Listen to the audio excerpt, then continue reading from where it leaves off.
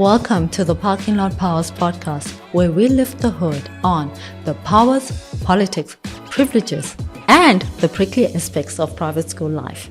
If you've ever dropped off your child at school, you know that the parking lot is where connections are sparked, friendships kindled, and playdates conspired. Welcome to an inaugural episode of Parking Lot Powers. So I just thought, let me start up with the background. What has inspired this journey for me? When I embarked on the parenting journey, I certainly did not consider parenting to be what I now dub the continuous development aspect of my life. As a parent, you're constantly learning. And it's like the quickest way to be able to, A, be mindful about life. Be mindful about, A, the kind of life that you're leading, what are your values, what are your principles, and so how do you intentionally live those, how do you intentionally impart those? So that was the one aspect of it. And I think the other aspect of it is that I hadn't imagined or even considered is how other people come into your life and they shape and mold not only our lives, and so that can be in different levels. I'm talking about our children's friends, their parents, the schooling community as a whole, including teachers, administrators, sporting coaches, like the list goes on. And so when we started on our journey, I then realized that you are opening your child into the theater of life, so to speak. And some characters are known and some are not. And one of the most central figures of raising a child is the school. And so I know that when I mention school, and particularly private school, there's so many gremlins, particularly in our society where there's so much inequality. We're talking about it's poverty, societal. There is so much that we actually need to be able to confront. And so I'm going to start out by going back to when I became quite aware of the central figure that I will say the school. And what I learned about that journey starting out in grade 0 is that the teacher is such a central figure of holding hands with you as a parent for encouraging your child in the avenues of their lives that you may not be privy to, or maybe they're not quite in focus yet. And one of the things that I always give thanks for, and I always mention in our private circles, is that I was just so taken aback in a grateful manner in how Tabiso, being our eldest one, I've always felt that his teachers speak life into him.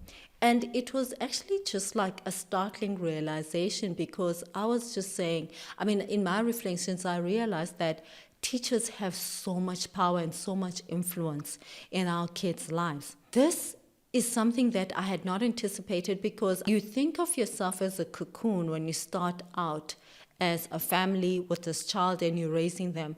And even choosing the right school, sometimes we don't even know what it means to be able to choose the right school for your children. Listen, parenting, for those that are not believers, I don't know how you do it, but as a person of faith, as a parent of faith,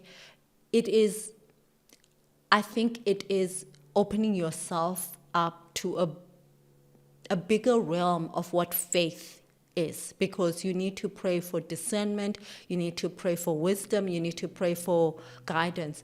And it's almost as if you need to be mindful of not only the culture, the community, the values that the school actually espouses, but how they continuously trying to live up to those values. Because on a personal note, one of the things that I've learned is that your values will be challenged. And that is what it means to be in community, because we may have different interpretations of what our values are, of what our principles are, and that is what the school actually opened up to me. And so when we started out in our schooling journey, in the second year of it, so the school that Tabiso goes to, in his case, they start in grade 0. In grade 1, we went into COVID. And that also then just brought into the fore of the ecosystem that props up private school. So when you sign up into a school, you just think this is the school that our kids are in, and that's it. You don't see the larger ecosystem that actually supports it in different ways. What does it mean, honestly, to be able to say community and belonging at this stage? And so I'll tell you what how I explored that in a personal manner. That's for another time. But I was also curious about the narrative of community and belonging, because it was the first time that I think I became alive to it. And I came alive to it at a point where there was like so much insecurity, so much uncertainty around the world. And it was just like a universal reaction that we were having. And so I was engaging the school to be able to say, how do we make sure that we do this in a manner that really fosters transparency, fosters community in a manner that I interpret it, fosters belonging, to be able to say, okay, you're going through a period of uncertainty. You don't know what's going to happen. But the same applies for the parenting community. So if you're then saying that we hear you, we empathize about the uncertainty in terms of, the broader uncertainty, we are having to adapt and pivot from our service offering. But don't forget to pay up, right? And it left this kind of, can I really, really identify and call this community if you're reminding me of our contractual, agreement, so to speak? And so effectively, that is what I then began to explore in a personal capacity, but also in collaboration with the school. And I think that's why I then say that when you then enter into this like theater of life as a parent, you realize that there's all these different characters that are there. And then school becomes a central one. And the schools are also very dependent on a robust community engagement. So one of the things that, if you're not aware, if you're part of a schooling community, particularly private schools, there is a lot of focus on volunteering your time, giving of money that is in excess of the school fees. So if you are entering this community thinking that you're just going to be budgeting, you know what the school fees are, and maybe there's a particular margin that you factored in over and above that, forget it. Forget it, because there is so much more in terms of the background of the community that to make it a thriving community that is needed over and above the school fees. And so that's also something that we're going to be exploring at a different stage in different, future episodes. But what I do want to be able to explore through this podcast is also the amount of time that we're spending at schools. I can tell you, and I'm not sure, and this is going to be a collaborative process. So it's an invitation, it's an inquiry. I don't necessarily have the answers. And so it's an open invitation in terms of, if we are parenting together, how do we do that consciously? How do we do it in a manner that is collaborative? How do we do it in a manner that fosters community, not only for us, but that also prepares our children for a future that they are independent, they're contributing members, not only of society, but within our own families. So I'm going to go back to what I said, time. The amount of time, let's say Tabiso spends at school, it's like a working day. He's there typically from 7 up until 4:30. And that is excluding extramural activities. So I'd like us to be able to explore time, what it means for us, what it means for our kids. I'd like us to be able to explore parenting styles, because this is where also the school actually comes in. I'm finding that we enter particularly the private school community where we don't necessarily know each other. And we basically lean in with assumptions of, let's say, uniform values, uniform principles as parents, and make a lot of assumptions that are generous towards each other. But it's not really the case. We don't know each other. We all just converge within this parking lot, within the fun days and all these festive events. And we want to be able to lean in with presenting our best selves. And I'm finding that being a parent in these schools, you don't go through the natural progression of knowing each other. And so there's like an escalation of, let's say, intimacy, because let's say, within a work setting, you'll get some time to be able to know your colleague. First, is it about they're competent? Are they contributing to the team, etc., etc., before you can be able to say, okay, I can be able to have lunch with this person outside of, let's say, the school environment. And then it builds up from there before they actually enter into your home. Whereas in the schooling environment, it's almost as if you're required to open your kimono, as I would say, for people to have a sense of whether they know you. And there's a lot of prickly aspects in actually getting to know each other that I found that we're not able to fully explore. We talk about boundaries, but are there boundaries where you want to be able to show up in a manner where you're creating or fostering a conducive and embracing environment for your child? What does that look like?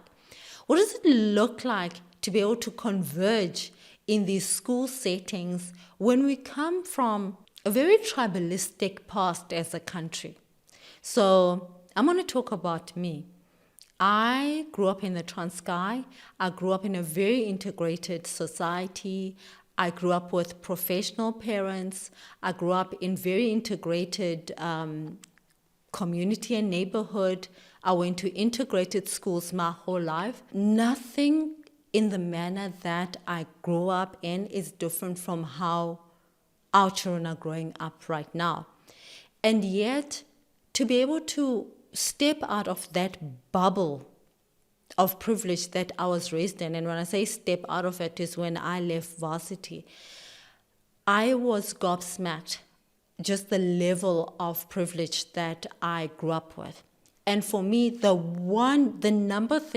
number one way in which it revealed itself was how I realized that when I was growing up, there were no single parent households. When I grew up, all my parents, all their friends, everyone that I knew of, they were a couple.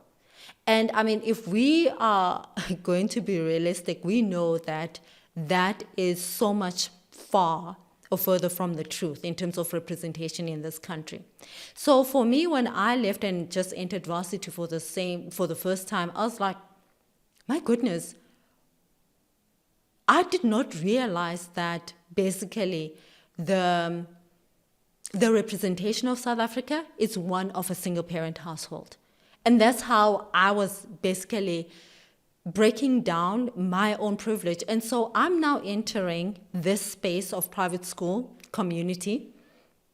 And I'm realizing that, honestly, private schools don't even factor in what it means to be a single parent. Whatever the cause of that may be, if you're not part of a two-parent household, that community, you're going to feel, in a way, some shape or way or form, that you don't really belong. And so it's not that I'm advocating for single-parent, households in any way, shape, or form, and just saying that, go forth and practice that. But I'm just saying that we need to be able to be adaptable to how families are looking like.